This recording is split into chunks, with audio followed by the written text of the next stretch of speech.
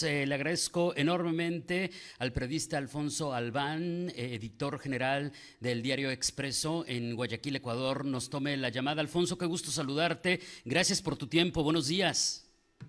Hola, buenos días. ¿Qué tal? ¿Cómo estás?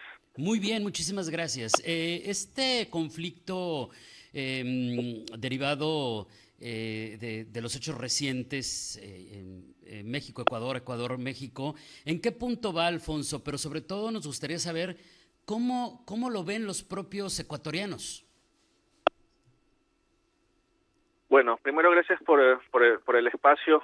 A ver, ¿cómo lo vemos los ecuatorianos o cómo lo ven los ecuatorianos? Así es. Yo te diría que más allá de todas las posturas y si llevamos el debate al punto de vista diplomático, sabemos pues que los errores que cometió de alguna manera el gobierno de Ecuador, eso ya creo que está más que dicho. Pero un poco el sentir de gran parte de las personas con las que hablas en la calle es de aprobación a lo que hizo el gobierno, ¿no? Yo creo que para entender un poco la reacción del ecuatoriano hay que entender hechos muy recientes, incluso pasados, ¿no? Nosotros venimos en estos días de develación tras develación de casos de corrupción judicial, de políticos o de esferas políticas coludidas con esferas judiciales e incluso con esferas del narcotráfico, ¿sí? Me refiero a los casos Metástasis, me refiero a los casos Purga, me refiero a los casos Plaga, que son los que ha develado recientemente la Fiscalía General del Estado de Ecuador, en los que se ven involucrados incluso organizaciones políticas como te decía, y una persona en particular que es un ex asambleísta de la Revolución Ciudadana, que es la organización política del expresidente Rafael Correa, que a su vez pues también es parte del grupo del señor Jorge Glass, que es ahora protagonista de este impasse diplomático, ¿no? Entonces, venimos de eso, los ecuatorianos venimos de eso, ¿no? De lo que decimos, ¿no? Un gran secreto a voces de cómo la política estaba coludida con las esferas de la justicia para aprovecharse de fallos judiciales, ¿no? Entonces, yo creo que la reacción del ecuatoriano se entiende en función de eso, ¿no? En función de que ya está de alguna manera cansado y harto de que las esferas políticas se beneficien, ¿no? Y esto de alguna manera también aporta a una sensación de impunidad, ¿no? Entonces, yo creo que, como te decía, la reacción del ecuatoriano se entiende desde ese punto de vista, ¿no? Mucho más allá, como te decía, de que efectivamente, y ya ha habido un rechazo a nivel internacional de que Ecuador, Así es. pues violó el convenio de Viena, y violó algunos otros convenios que también se han mencionado, pero el ecuatoriano como que no mide eso, o o muy poco lo considera en el momento de su análisis, ¿no? Lo otro pesa más. El hartazgo, pues, Alfonso. Exactamente. Oye, y nos podrías, digo, yo sé que son varios casos y que cada caso tiene varias aristas, tiene varios puntos que nos tomaría muchísimo tiempo detallar, pero ¿nos podrías poner algún ejemplo de algunos de los casos más fuertes de corrupción que cometieron y en los que está involucrado Glass, como para ponerlo un poquito en perspectiva?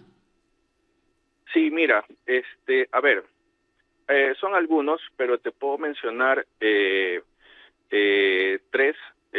como para que tengan alguna noción, ¿no? Por favor. Los dos que han sido mencionados es uno el caso Odebrecht, ¿no? Que fue cuando se lo detuvo cuando él era vicepresidente ya en funciones y pues había sido pues acusado de recibir coimas de todo este escándalo regional incluso mundial pues de las coimas de la empresa Odebrecht, ¿no? Él fue sentenciado por ese caso y el otro caso es el caso de sobornos 2012-2016, en el que no solamente está sentenciado el ex vicepresidente Glass, sino también el expresidente Rafael Correa por el delito de cohecho. Este caso, en resumen, se resume en que el Estado ecuatoriano en ese momento, pues encabezado por el expresidente Rafael Correa, entregaba contratos a determinadas empresas y estas a su vez le entregaban dinero que iba a las arcas, en este caso de el movimiento Alianza País, que era el entonces movimiento político del expresidente Rafael Correa, para financiar campañas electorales, etcétera, etcétera. No. Y el otro, el tercero, es el que se abrió recientemente, que es el caso de reconstrucción de Manabí, en el que ustedes recordarán que en 2016 hubo un terremoto acá en Ecuador y se armó pues todo un proceso de la reconstrucción de la provincia de Manabí, que fue la más afectada, y estuvo encabezado por el ex vicepresidente Jorge Glass, ¿no? Entonces, ahí pues hubo un manejo muy ligero, por decirlo de alguna manera, de los fondos que se habían recaudado para la reconstrucción de la provincia de Manabí y las provincias de Esmeraldas, y en los que está involucrado o la Fiscalía. En este caso no hay sentencia, hay una investigación abierta, el ex vicepresidente Jorge Glass y algunos otros funcionarios públicos. Oye, es súper interesante lo que mencionas porque mucho se ha discutido acá en México acerca de la verdadera situación jurídica de Glass y si era Alfonso correcto o no correcto que México lo asilara en su sede diplomática. Pues sí, esa es la realidad jurídica del ex vicepresidente Jorge Glass. Incluso lo que origina su ingreso a la embajada mexicana es justamente un llamado de fiscalía a que él rinda su versión por el caso reconstrucción de Manabí, ¿sí? No era una orden de detención ni nada de eso, simplemente era un llamado a que él vaya a rendir versión libre y voluntaria por este caso, en el que posteriormente pues ya la fiscalía, ante pues estos hechos que se conocen, que él ingresa a la embajada, pues ya se le formulan cargos, etcétera, etcétera, ¿no? Pero esa es la realidad del ex vicepresidente. Él tiene 2 sentencias, una por el caso Odebrecht, otra por el caso Sobornos, tenía otra sentencia por el caso Singue, pero esa fue anulada y la justicia determinó que la investigación tenía que regresar a un punto cero y volverse a investigar. Pero él tiene 2 sentencias en firme y la investigación del tema de reconstrucción de Manabí. Ahí hay un dato importantísimo, son 2 sentencias en firme, digo, pero finalmente pues ya se asume que sí hubo ahí pues evidentemente un error al ingresar de esta manera a la embajada. Y Alfonso, en este momento, ¿cuál es la expectativa? Porque esto ha estado muy complejo, es un tema complejo, es un tema que ha tenido muchos puntos de inflexión. Recientemente escuchábamos que a Glass se lo habían llevado a un hospital, por ahí decían que había tenido supuestamente un intento de suicidio. ¿Dónde estamos parados? Pero sobre todo, Alfonso, ¿cuál es la expectativa en este momento? Bueno, la expectativa de Ecuador como gobierno es un poco complicado conocerla porque no ha habido un pronunciamiento, por decirlo así, oficial por parte de la Cancillería.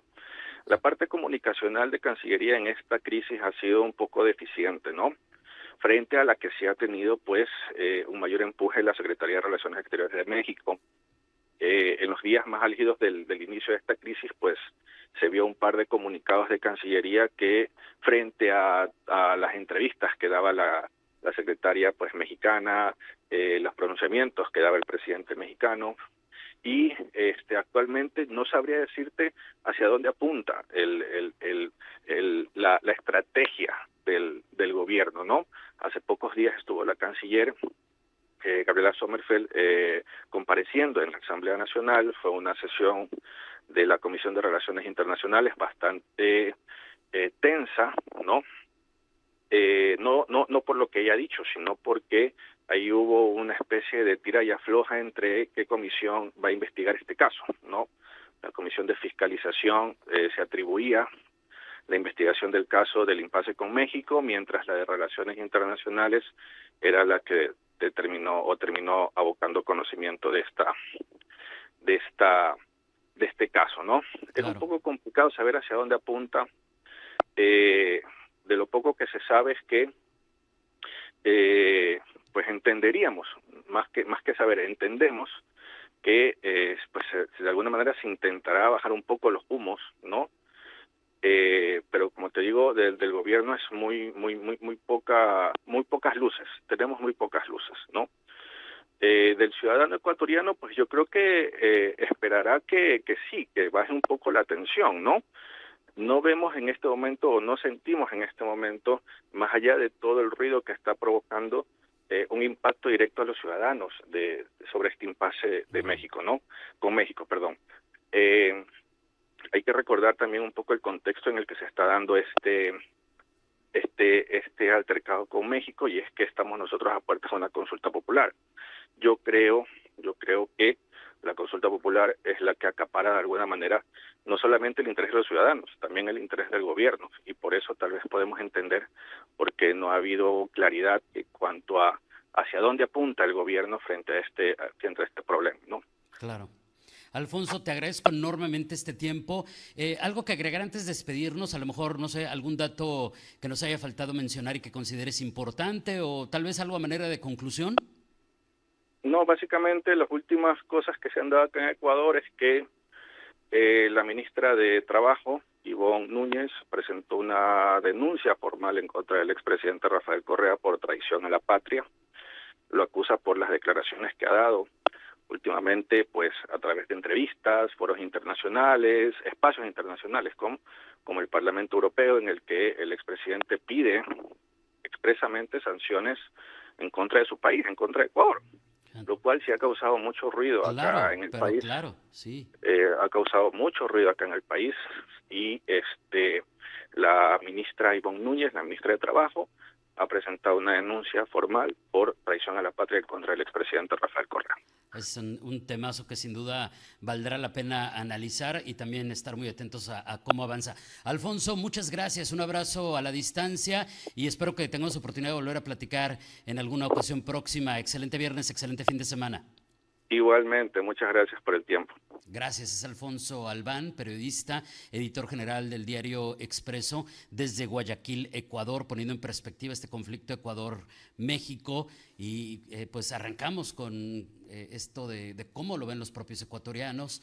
Y pues creo que muchos podemos entenderlo y, como él mismo decía, no justificar los errores graves que se pudieron haber cometido, pero sí hay que entender el fondo de pues la percepción y el posicionamiento de los ecuatorianos de frente a estos actos que los tienen en un tremendo y enorme hartazgo, y lo que viene con estas acusaciones, en medio de muchos temas, pero cerramos con esto de las acusaciones de traición a la patria, sin duda temazos.